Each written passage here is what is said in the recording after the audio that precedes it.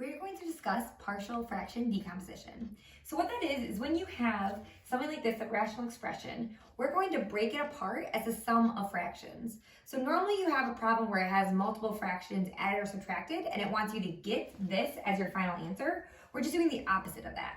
So first thing you want to do is always factor. So we're going to factor what we have on the bottom, which would be x minus 5 and x plus 5, because this is the difference of squares.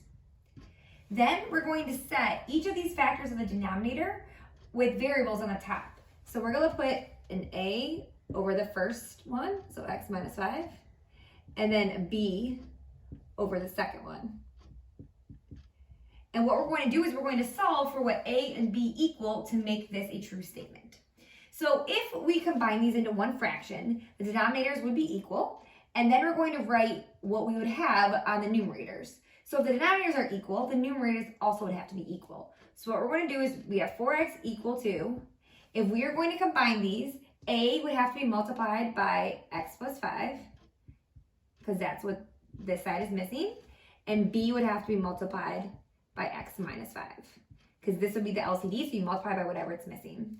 So then we're going to distribute, so this would equal ax plus 5a plus bx minus 5b. Now we want to get our x's next to each other and our constants next to each other. So if I do that, and I put the x's next to each other, and I take out an x, I would have x here, and then it'd be a plus b.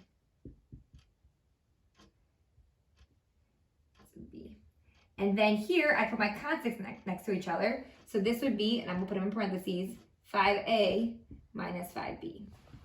So what we can do is we can set up a system of equations. So here, my x's on the left have to equal my x's on the right. So on the left, we have a 4.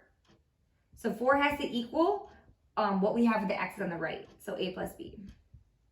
And then our constant on the left, we don't have a constant, so that would be 0, has to equal our constant on the right. So that would be 5a minus 5b. So now we have a system of equations we can solve by elimination, substitution, graphing.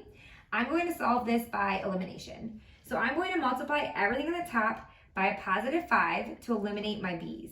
So if I multiply everything on the top by positive 5, and I'm going to put it underneath, I would have 20 equals 5a minus 5b, or sorry, plus 5b.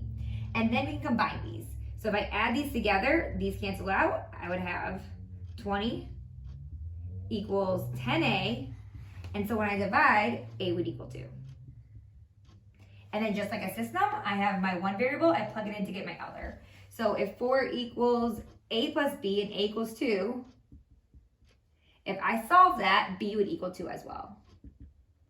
So my breakdown or my partial fraction decomposition would be my a value, which is 2, over x minus 5, and my b value, which is 2, over x plus 5. And again, so that means if I went ahead and actually added these, I would get what I started with. Now, we started with 2 different factors here that were both to the first power.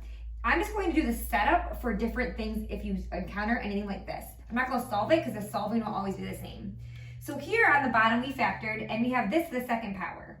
When we have that, the way we set this up is we still do the same thing with the x plus 1. I'm just going to do that first. There's only one of those. So that would be a over x plus 1. And then you do the next one over just one of these, x plus 3. But then because there's 2 of them, you have to do another fraction for the term that's squared. And then you would go ahead and you would set it up the same way and set it equal to the top and solve. But that's just the setup.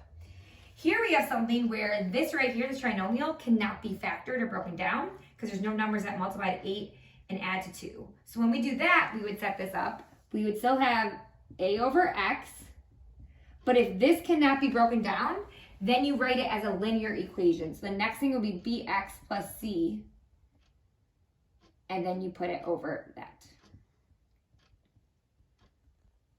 And then again, from there, the steps are the same, it's just a little different for the setup. And then finally, if you have a problem at the beginning, the degree of the numerator is greater than the degree in the denominator, then you would first use long division and divide it out, and then do what we just did for the remainder. So as you can see, all of these on the top, the degree was 1 and the bottom was 2. So we can just go ahead, because for all of these, the degree on the top is less than the bottom. But if it was the opposite, then you'd have to do long division and then do this for the remainder.